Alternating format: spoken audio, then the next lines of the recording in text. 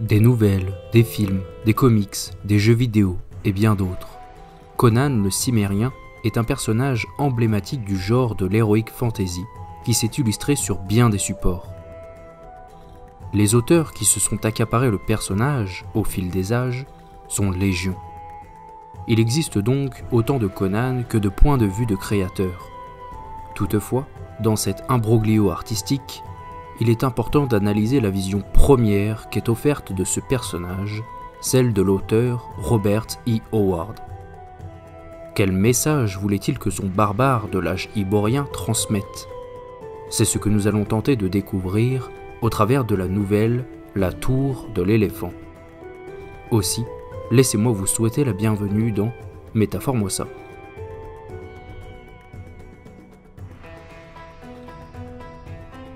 Ayant démontré son talent d'écrivain, avec des histoires faisant la part belle à des héros comme Solomon Kane, le roi Cole ou Conan, l'américain Robert E. Howard s'impose comme un père de la littérature fantastique moderne, au même titre que H.P. Lovecraft et J.R.R. Tolkien. La Tour de l'éléphant est l'une des premières nouvelles mettant en scène le personnage de Conan. Elle est publiée initialement dans le magazine Weird Tales en 1933. Robert E. Howard est parvenu à populariser ses écrits grâce à la mise en place d'un monde fantastique, reflet satirique de notre monde, à des combats mémorables et un style d'écriture bien particulier. Ce dernier use de l'indicible, de l'innommable, pour dépeindre les horreurs que traverse Conan.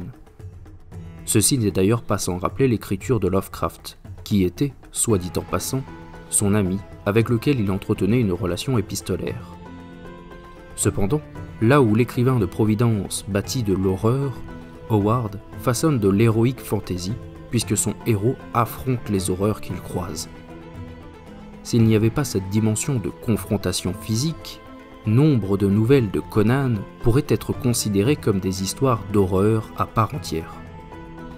Prenons comme exemple une description tirée de la nouvelle étudiée dans cette émission. Derrière un brasier reposait une idole, assise sur une sorte de divan de marbre. Son corps était celui d'un homme nu et de couleur verte. Mais sa tête était digne d'un cauchemar démentiel. Bien trop large pour un corps humain, elle n'en avait aucun des attributs. Pour finir, il est amusant de noter que les deux auteurs sudits parsemaient leurs récits de références mutuelles. Par exemple, Lovecraft cite l'âge iborien dans sa nouvelle « Dans les abîmes du temps ».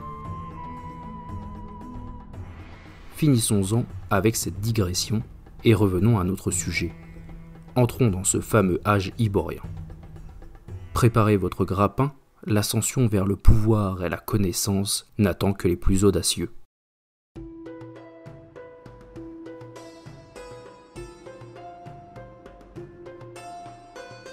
Le récit prend place dans la ville des voleurs alors que Conan est encore un jeune homme.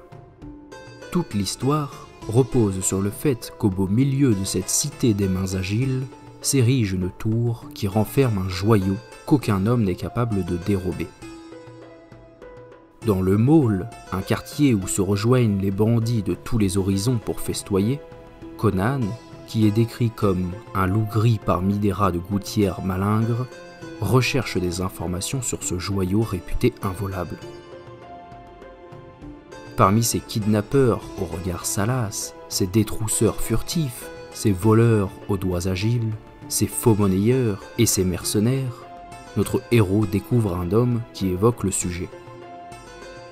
En parlant d'une femme qu'il doit kidnapper pour un compte, ce voleur déclare « Je connais des seigneurs de Shem qui seraient prêts à troquer le secret de la tour de l'éléphant pour elle, nous donnant, par cette comparaison hyperbolique, la valeur de ce que contient la tour. »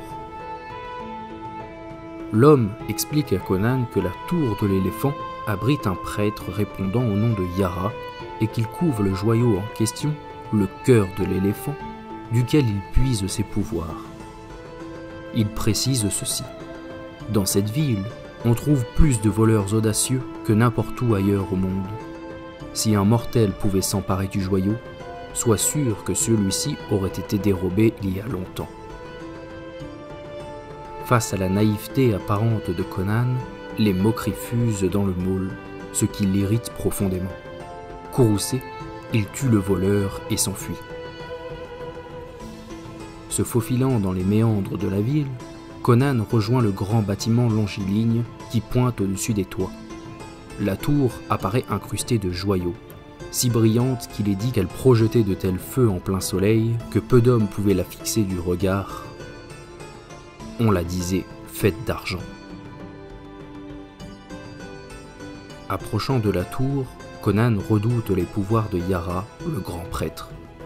Quand Yara sortait de sa tour magique, ce qui n'arrivait qu'en de rares occasions, c'était pour conjurer quelque sort envers un homme ou une nation.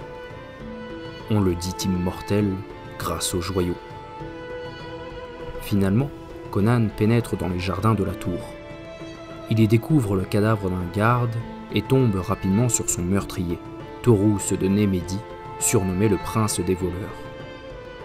Ce dernier se réjouit du courage de Conan, cette même valeur qui était pourtant traitée de naïveté dans le môle. Il propose de commettre ce forfait avec lui. Ils entament ensuite l'ascension de la tour grâce à une corde que Taurus fixe à l'aide d'un crochet. Ils grimpent jusqu'à une terrasse surplombée par une couronne.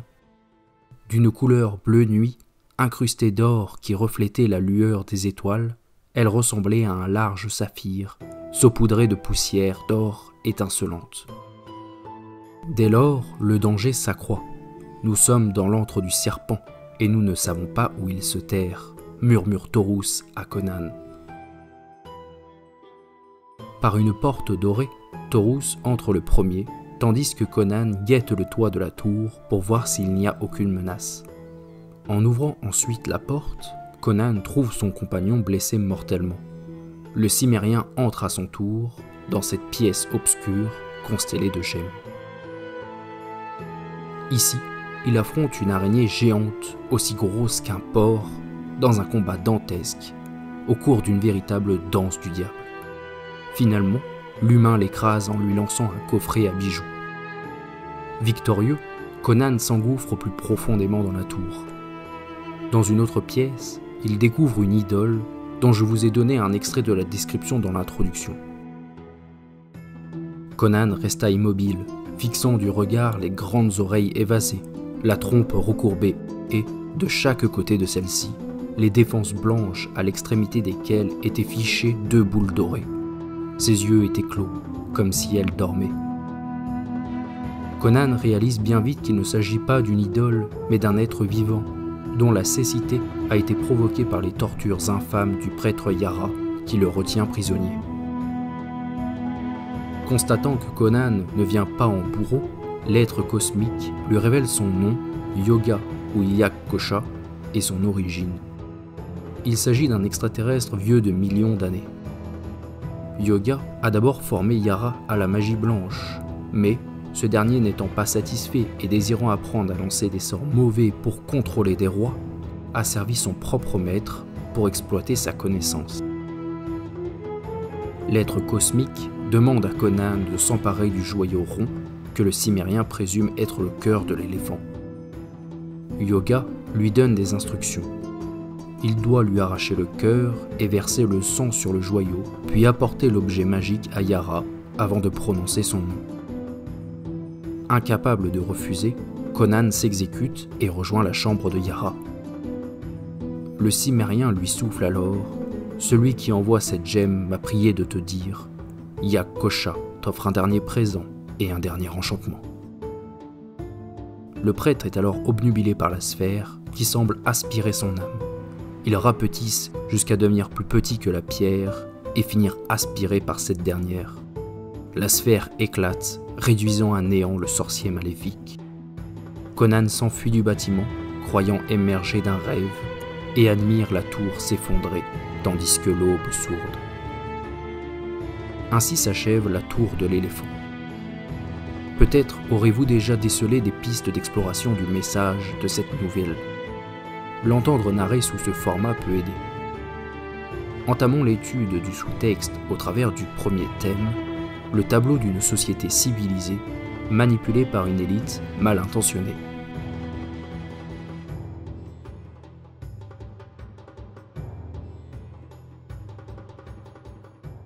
Dans cette nouvelle qu'est la tour de l'éléphant, la connaissance, le savoir et la science sont apparentés à un joyau inestimable que seule une élite, vile, contrôle.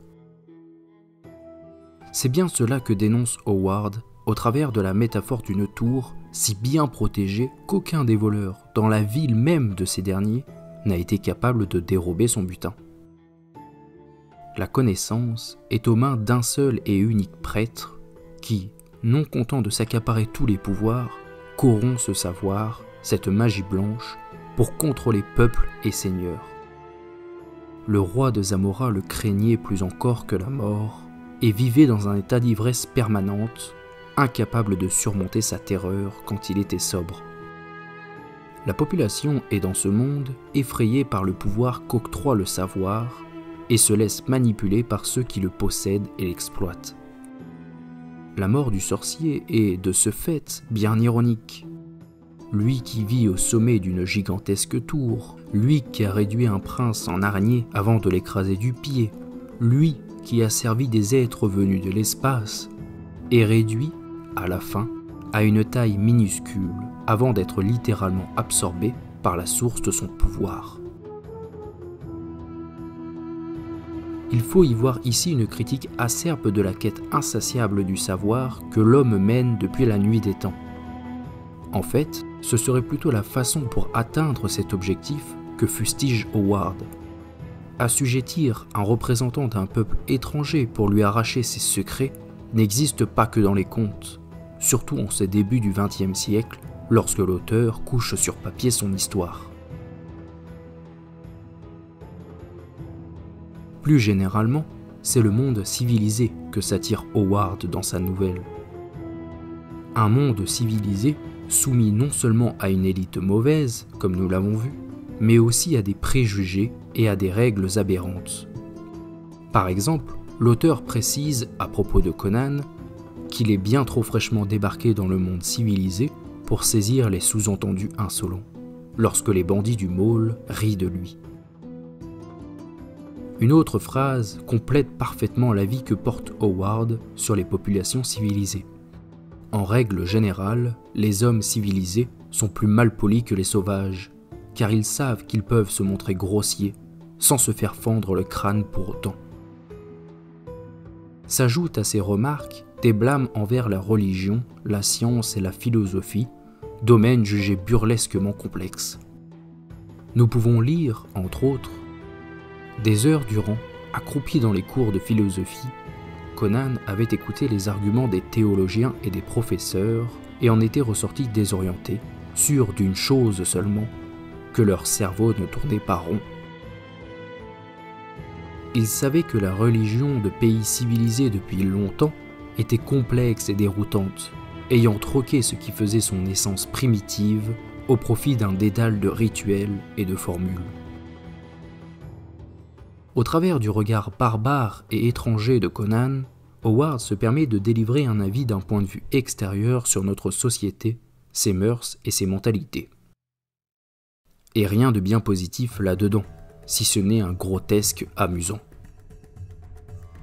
L'araignée qu'affronte Conan dans la tour incarne cet aspect de l'homme raillé par Howard. La créature est décrite comme usant de facultés humaines, comme l'intelligence, la tactique ou encore la science démoniaque. L'homme civilisé n'est pas véritablement l'ennemi de Conan, mais les deux s'opposent en tout point.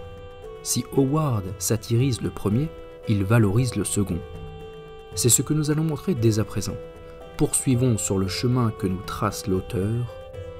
Avec la tour de l'éléphant, Howard prend parti pour la barbarie.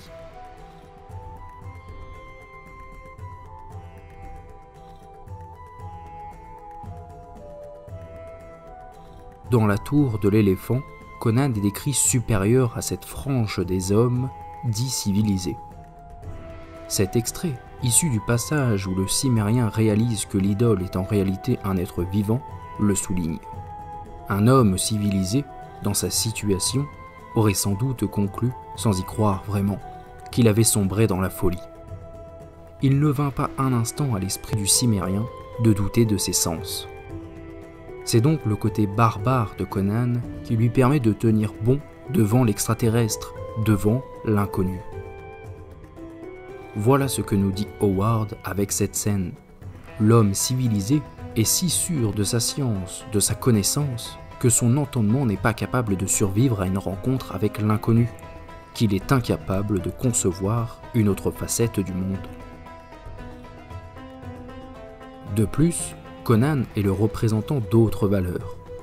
D'abord, le personnage est lié à la thématique du dépassement de soi. On trouve toujours une solution quand on a l'envie et le courage, déclare-t-il au voleur dans le mall. Malgré la myriade de difficultés contre lesquelles le voleur met en garde Conan, ce dernier tente sa chance. C'est moins le fait de jouir d'un joyau précieux que de réussir l'exploit de pénétrer dans la tour et de ravir le joyau qui motive le barbare. « J'irai aussi loin qu'un homme puisse aller », assène-t-il avant d'escalader la tour. Mais la tour de l'éléphant est également un appel à la curiosité. Car c'est bien la curiosité qui va pousser Conan à amorcer cette aventure. Il ne connaît que très peu de choses au sujet du joyau, et encore moins concernant le prêtre maléfique qui réside dans la tour. D'ailleurs, il ne fait que spéculer sur l'origine du nom de la tour, et tout ce qu'il sait sur son secret, il le sait de la bouche d'autres personnes. Quel péril l'attendait derrière, il ne pouvait le savoir. Il était bien déterminé à aller jusqu'à la sinistre conclusion de cette aventure, quoi qu'elle lui réserve. Conan n'est pas un voleur de richesses, mais un curieux intrépide contraint d'agir comme tel pour satisfaire sa curiosité et son envie de se dépasser. Il ne lui vient d'ailleurs pas un seul instant à l'esprit, lorsqu'il est en possession du joyau, de l'utiliser à ses propres fins pour devenir lui-même le tyran de cette cité. Il répudie bien davantage le fait de réduire en esclavage l'entité cosmique. En définitive, Conan est un héros malgré lui. Il libère l'être cosmique supplicié et émancipe la ville de son carcan tyrannique. Le Cimmérien est un tueur qui n'a nullement sa place dans cette civilisation, mais qui, contre toute attente, la sauve de ses travers. Un barbare est nécessaire pour changer la civilisation, car il la détruit et lui permet de tout reconstruire depuis le début. Conan laisse la ville sans repère. Là où la règle et la loi vivaient en la personne de Yara et de ses sorts menaçants, il ne reste plus aucun repère. Que va devenir la ville? Va-t-elle connaître une autre guerre de pouvoir? Peut-être est-ce pour un joug plus impérieux encore? La nouvelle n'éclaircit aucun de ces points. Robert E. Howard ne s'en soucie guère. C'est la simplicité que prône l'auteur, celle de la vie et des règles qui la régissent. Un mauvais sorcier contrôle la connaissance et asservit un être cosmique. Conan le tue. Un point c'est tout. Fin de l'histoire et advienne que pourra. La barbarie est l'état naturel de l'humanité. La civilisation n'est pas naturelle. Elle résulte juste d'un concours de circonstances. Et la barbarie finira tout naturellement par triompher. C'est avec cette citation que s'achève mon analyse de la tour de l'éléphant. Sur ce, passons à ce que nous pouvons en retenir.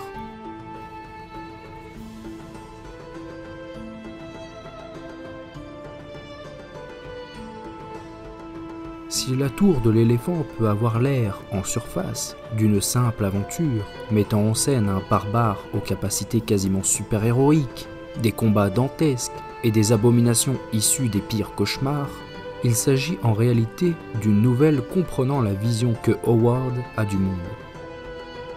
Derrière ce grandiose et cette fantaisie se dissimulent des vérités sombres et cyniques. Il serait amusant de réécrire cette histoire dans un contexte plus contemporain. Dans cet univers, qui seraient les bandits civilisés qui se moquent du naïf? Qui serait ce seigneur qui s'enivre pour oublier la menace du maître de la connaissance? Et qui serait ce sorcier, tapi au sommet de sa tour, qui contrôle les foules par la peur? Laissez libre cours à votre imagination.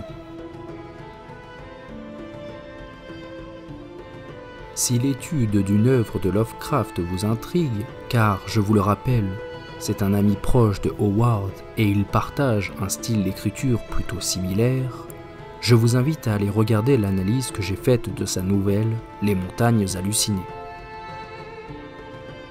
Et si l'étude du personnage de Conan vous intéresse, faites-le moi savoir dans les commentaires. J'aborderai ainsi d'autres nouvelles du Cimmérien sur la chaîne, et ce, avec grand plaisir. Abonnez-vous pour ne pas manquer les prochaines analyses. Merci de m'avoir suivi, c'était Métaphore-moi ça.